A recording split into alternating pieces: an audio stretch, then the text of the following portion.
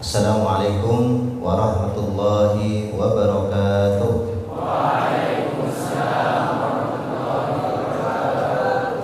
Bismillahirrahmanirrahim. Alhamdulillahirabbil alamin wa bihi nasta'inu ala umuri dunya waddin. Wassalatu wassalamu ala asyrafil anbiya'i wal mursalin sayyidina wa nabiyyina wa habibina wa qurrati a'yunina Muhammad sayyidil awwalin wal akhirin wa ala alihi wa ashabihi wa man tabi'ahum bi ihsanin ila yaumiddin. Amma ba'du.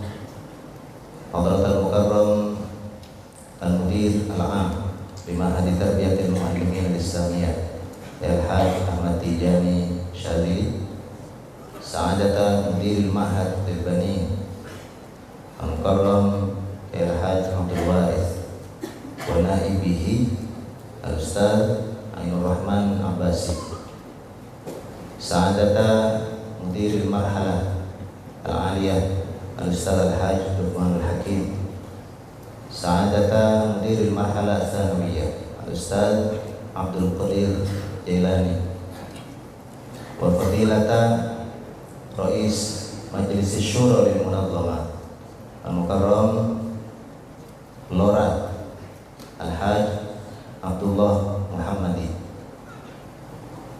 Antum kenal sama Abdullah ini? Nah, yang tadi sambutan itu nama beliau Lora Haji Abdullah Muhammadi, adik Ibnil Mukarram Al-Maghfurlah Kiai Haji Muhammad Tijani Jauhari. Jadi beliau adik dari pimpinan, adik Kiai Ahmad. Tahun ini, semester ini kita minta beliau untuk menjadi ketua MPO. Jadi pengurus-pengurus yang baru, calon-calon pengurus yang baru nanti akan berada langsung di bawah bimbingan dan arahan beliau. Ustaz Rahmadi, kita minta kesudian beliau untuk sedikit turun jabatannya, tetapi tidak berkurang tanggung jawabnya, menjadi wakil ketua MPO mendampingi Lora Abdullah Muhammadi. Semoga tambahan personel ini, tambahan tenaga baru ini bisa membuat roda organisasi ISMI di semester ini, di tahun yang akan datang ini akan menjadi lebih baik dan lebih sempurna lagi. Fadilatul asatidzah wa ya ayyuhal mudabbirun wa ya bunayya talaba bi ma'had tarbiyatil muallimin al-islamiyah rahimakumullah wa as'adakumullah lailatakum. Malam ini alhamdulillah kita sekali lagi melaksanakan salah satu acara rutin kita, salah satu program yang memiliki sejarah panjang di pondok kita ini, yaitu Al-Musyawarah As-Sanawiyah, musyawarah tahunan. Saat saya jadi santri dulu, saya masuk pondok tahun 1991. Saat itu musta sudah ada, dengan format yang tidak jauh beda seperti sekarang. Tetapi tadi saya tanya Mudir Am, saya tanya Ustaz Tijani Syadili, saya tanya beliau, dulu waktu antum jadi santri sudah ada musta apa belum? Kata beliau, seingat beliau saat itu belum ada musta dalam format yang seperti sekarang.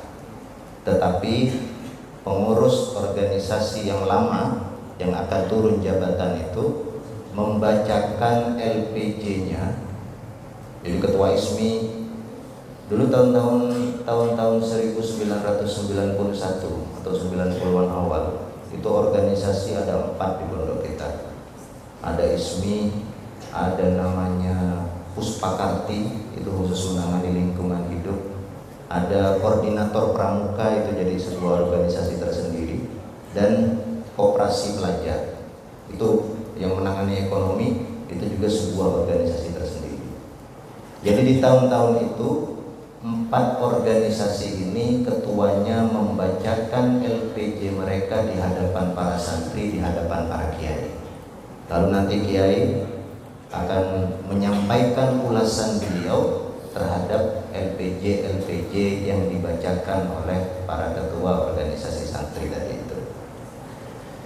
Jadi kalau kita mau hitung, sudah puluhan tahun acara Musta ini berlangsung di pondok kita, dan alhamdulillah malam ini kita akan membuka kembali acara Musta untuk edisi yang kesekian kalinya.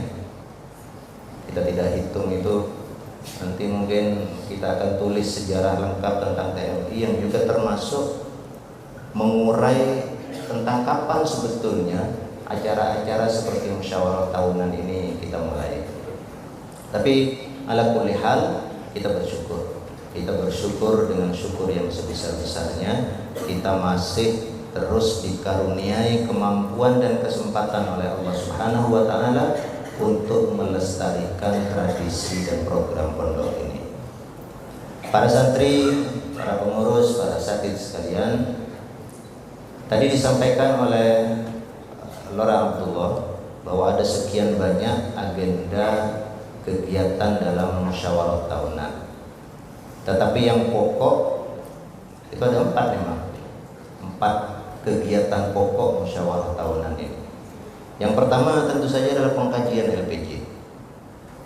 Pengurus yang lama harus mempertanggungjawabkan hasil kinerja mereka selama setahun di hadapan perwakilan dari para anggota ini.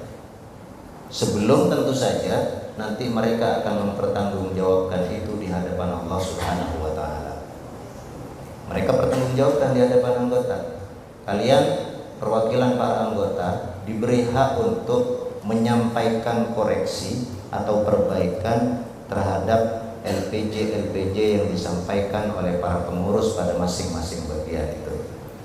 Misalnya bagian peribadatan, bagian syarlah menyampaikan dalam LPJ-nya bahwa program ini lancar. Tetapi para anggota mengamati bahwa di lapangan ternyata tidak selancar itu. Ternyata banyak kendalanya. Maka apa yang ditulis oleh para pengurus dalam LPJ itu, para anggota ini berhak untuk menyampaikan informasi tandingan agar LPJ itu betul-betul real, betul-betul nyata, betul-betul seperti apa yang terjadi di lapangan. Nah, itu pengkajian LPJ. Nanti LPJ itu akan disahkan. Setelah disahkan oleh forum dalam musyawarah tahunan ini, barulah LPJ itu kita anggap bisa diterima. Itu pertama. Kemudian yang kedua, pengkajian GAPKO. Apa kepanjangan GAPKO, Malik? Garis-garis besar. K-nya apa tadi? Kebijakan. Garis-garis besar kebijakan organisasi santri, GAPKO. Apa isinya GAPKO itu? GAPKO itu isinya program-program yang harus ditunaikan. Ini calon-calon pengurus harus sadar bahwa GAPKO itu adalah amanah dari pondok tentang apa yang harus kalian lakukan selama jadi pengurus. Nanti bagian bahasa, tugasnya apa saja? 1, 2, 3, 4, 5. Itu harus ditunaikan, harus dikerjakan. Tahun depan pelaksanaan atas pekerjaan kalian berdasarkan GAPKO itulah yang akan dipertanggungjawabkan dalam LPJ. Maka nanti dalam komisi pengkajian LPJ ini santri-santri kelas 5, calon-calon pengurus ini harus terlibat aktif. Kenapa demikian? Karena berdasarkan GAPKO itu nanti kalian akan dinilai. Kalian merencanakan, ikut mengusulkan program apa yang harus kalian laksanakan. Nanti selama setahun kalian akan laksanakan itu aktif. Kalau kalian merasa bahwa wah ini program nggak mungkin dilaksanakan oleh kita, antum usulkan untuk dihapus. Kalau antum merasa bahwa ada sebetulnya kegiatan lain atau program lain yang seharusnya masuk ke dalam GAPKO, tapi kok nggak masuk, antum usulkan untuk dimasukkan. Jadi santri-santri kelas 5 calon-calon pengurus harap aktif dalam komisi pengkajian GAPKO bersama anggota-anggota yang lain. Kemudian yang ketiga, proses pemilihan ketua dengan segala tahapan-tahapannya seperti yang disampaikan oleh orang tua, dimulai dari pemilihan calon formatur, pemanggilan calon-calon itu, wawancara dan seterusnya, sampai nanti puncaknya itu adalah ketika kalian seluruh santri memilih masing-masing dari pasangan calon ketua dan wakil ketua ISMI. Itu malam apa kita akan laksanakan? Malam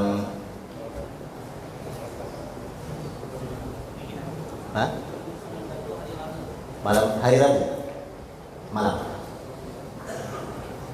biasanya malam-malam Kamis ya. Oke, insya Allah malam Kamis itu puncaknya berarti antum semua akan memilih calon pengurus itu. Antum sudah tahu calon-calon formatur, calon-calon ketua dan wakil ketua? Belum. Nah, nanti Ustaz Rahmati dan kawan-kawan silakan segera disosialisasikan, disampaikan kepada para anggota ini, para santri, siapa-siapa saja yang akan mereka pilih nantinya sebagai ketua dan wakil ketua itu. Nah, itu yang ketiga. Kemudian yang keempat proses pembentukan pengurus yang baru. Ketuanya nanti sudah terpilih, maka ketua bersama para formatur itu akan membentuk kepengurusan yang baru, baik itu di DPP, di DPC maupun di DPS. Termasuk dalam rangkaian pergantian pengurus itu, jadi ini perhatikan para santri. Jadi proses pembentukan pengurus baru itu tidak hanya akan berlangsung di antara santri-santri kelas 5 saja. Nanti begitu kalian sudah perpindahan kamar, menempati kamar yang baru, akan ada pemilihan ketua kamar. Karena santri-santri kelas 5 sekarang sudah jadi pengurus organ tri, maka ketua-ketua konsulat yang sebelumnya dipegang oleh mereka juga harus digantikan oleh adik-adik kelasnya.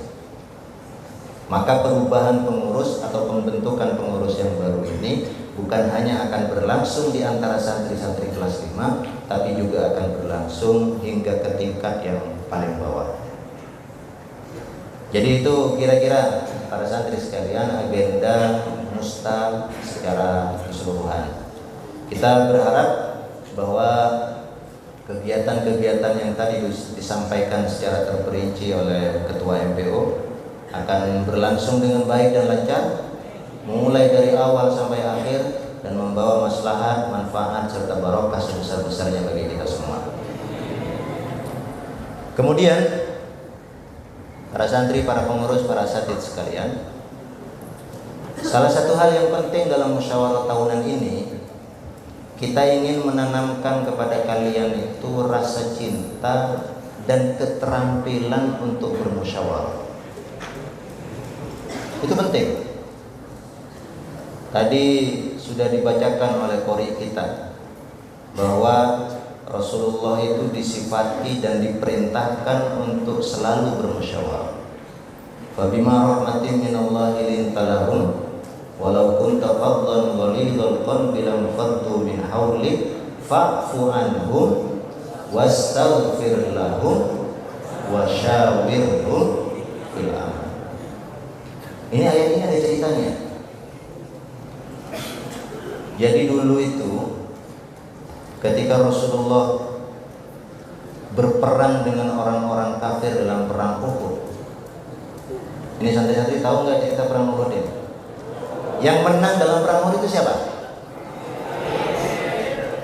Umat Islam atau kaum kafir Quraisy? Dihitung dari jumlah tentara yang wafat, tentu saja umat Islam mengalami kerugian yang lebih besar dibandingkan dengan kaum kafir Quraisy. Nah, peristiwa itu menimbulkan penyesalan di kalangan para sahabat, karena mereka merasa bahwa mereka itu mengajukan pendapat kepada Rasulullah, sehingga Rasulullah kemudian memilih pendapat para sahabat. Jadi kan ceritanya Rasulullah di awal itu, begitu pasukan kafir Quraisy datang dari Makkah mau menyerang Madinah, Rasulullah mengajukan saran kepada para sahabat, kita tidak usah keluar dari kota Madinah. kita terima serangan orang-orang kafir Quraisy itu di Madinah, tidak perlu berangkat ke tempat lain. Tapi para sahabat yang lain, ahli-ahli strategi militer itu kemudian mengusulkan kepada Rasulullah, ya Rasulullah, jangan kita terima pasukannya itu di Madinah, kita keluar sedikit ke tempat yang mereka sebut dengan Jabal Uhud, Bukit Uhud. Itu sekitar sekian kilo dari kota Madinah sekarang. Keluar kita ke sana, kita terima pasukan kafir Quraisy itu di sana.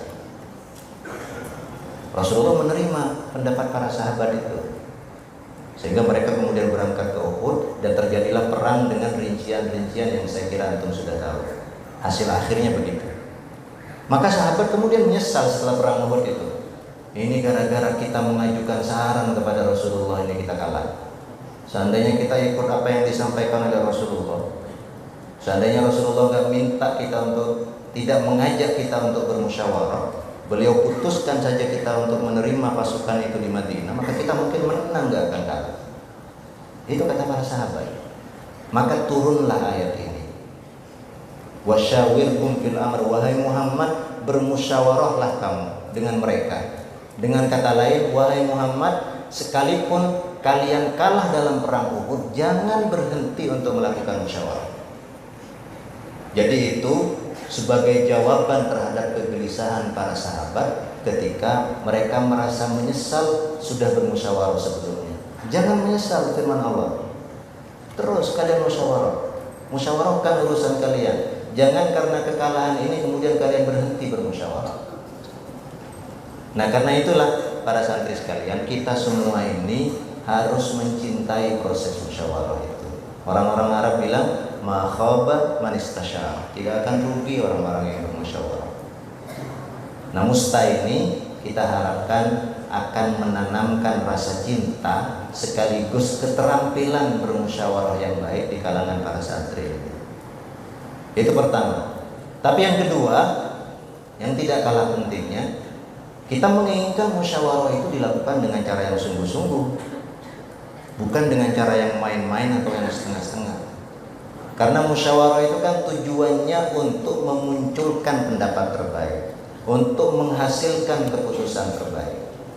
Bagaimana mungkin kita menghasilkan keputusan terbaik kalau prosesnya kita lakukan dengan setengah hati dan main-main? Maka saya berharap bahwa seluruh bagian dari musta ini, mulai dari awal sampai akhir, dilakukan dengan cara yang paling baik, yang paling sungguh-sungguh, sehingga hasil keputusannya juga adalah hasil yang terbaik yang bisa kita dapatkan. Nah, para santri, para ustaz, para pengurus sekalian, ada satu hal di akhir yang juga perlu saya sampaikan. Kita sering menyatakan bahwa musta ini adalah proses demokratis, proses pendidikan demokrasi di pesantren. Tetapi perlu juga saya sampaikan bahwa demokrasi yang kita jalankan di pondok kita ini adalah demokrasi ala pesantren. Salah satu perbedaannya dengan demokrasi-demokrasi di luar itu, kalian bermusyawarah, kalian menyampaikan pendapat, kalian mengajukan hasilnya itu, tetapi keputusan akhirnya tetap ada di tangan kami. LPJ misalnya, itu dalam semua prosesnya. Ketika kalian mengkaji LPJ misalnya, lalu hasil dari rapat pleno, sidang pleno di Musta menyatakan bahwa LPJ pengurus ini tidak bisa diterima, harus ditolak karena bertentangan dengan kenyataan misalnya. Diajukanlah itu kepada kami. Lalu kami musyawarahkan, ternyata kami putuskan tidak, LPJ pengurus bisa diterima. Maka selesai sudah. Tidak ada lagi perdebatan, tidak ada lagi kericuhan. Di proses pemilihan ketua misalnya, kalian pilih ketua itu, lalu hasil suara terpilih bahwa pasangan nomor sekian memperoleh hasil suara paling banyak. Diajukan hasil itu kepada kami. Lalu kami dengan pertimbangan-pertimbangan tertentu memutuskan yang berbeda. Maka selesai sudah. Tidak ada perdebatan, tidak ada kericuhan. Dulu saya ingin sampaikan cerita bahwa di tahun-tahun ketika saya menjadi santri, pemilihan ketua organisasi itu belum model pasangan seperti sekarang. Jadi pilihannya itu masih calon-calon tunggal, 4 orang itu maju sebagai calon yang akan terpilih. Tapi bukan pasangan, satu-satu. Saya misalnya ketika dulu pemilihan ketua FISTA, dulu ada organisasi namanya FISTA, saya bersaing dengan 3 orang kawan yang lain, satu-satu. Nanti yang dapat suara paling banyak dia akan jadi ketua, yang dapat suara nomor 2 dia akan jadi wakil ketua. Dulu sistemnya begitu. Tapi suatu hari, saya lupa tahunnya, saya jadi anggota masih waktu itu, kita mengadakan pemilihan ketua saat itu. Lalu hasil pemilihan itu memunculkan nama salah seorang mu'allim, calon pengurus, sebagai orang yang memperoleh suara paling banyak. Nomor 2 Fulan B misalnya. Tetapi begitu diajukan kepada Maghfur Laki Idris Jauhari saat itu sebagai mudir di TMI, beliau dan para mudir yang lain, mungkin kita nggak tahu gimana proses musyawarahnya, setelah memanggil juga para calon yang mengikuti pemilihan ini, lalu beliau putuskan bahwa yang menjadi ketua adalah yang memperoleh suara terbanyak nomor 2, sementara yang paling banyak menjadi wakil. Apa yang kita lakukan? Taslim. Kita serahkan itu keputusan kepada para kiai dan kita ikuti apa kata beliau. Maka para santri sekalian, musyawarah itu tetap harus dilakukan sekalipun keputusan akhirnya akan diambil oleh pimpinan tertinggi dimanapun itu. Nanti kalau kalian jadi pemimpin, kalian jadi jenderal, kalian jadi menteri, kalian jadi bupati, kalian jadi presiden, kalian harus tetap mencintai proses musyawarah itu. Dengarkan pendapat orang lain, gali keinginan mereka, simak apa yang mereka inginkan, tetapi keputusan itu akan kalian ambil sendiri sebagai pimpinan tertinggi, dan kalian sebagai pimpinan akan mempertanggungjawabkan keputusan yang telah kalian ambil itu. Jadi begitu demokrasi kita, begitu demokrasi ala pesantren di pondok kita ini. Para santri, para ustaz, para pengurus sekalian, itu saja mungkin yang bisa saya sampaikan dalam sebagai pengantar dalam pembukaan musyawarah tahunan di malam hari ini. Mari kita berdoa dengan tulus, dengan ikhlas, dengan merendahkan hati serendah-rendahnya, agar acara musyawarah tahunan ini, pertama seperti yang tadi setelah saya sampaikan, berlangsung dengan baik dan lancar. Amin. Itu pertama. Kemudian yang kedua, yang kita harapkan hasil dari musyawarah tahunan ini dalam semua tahapannya, ya LPJ-nya, ya gapkunya, ya ketuanya, ya pengurus yang terbentuk darinya, adalah hasil terbaik yang bisa kita usahakan. Amin. Allahumma amin. Ala hadhihi niyyah wa kulli niyyatin sholihah. Wa ila hadratin Nabi Mustafa Sayyidina wa Maulana Muhammad sallallahu alaihi wasallam wa alihi wa ashabihi al-Fatihah. Alhamdulillah.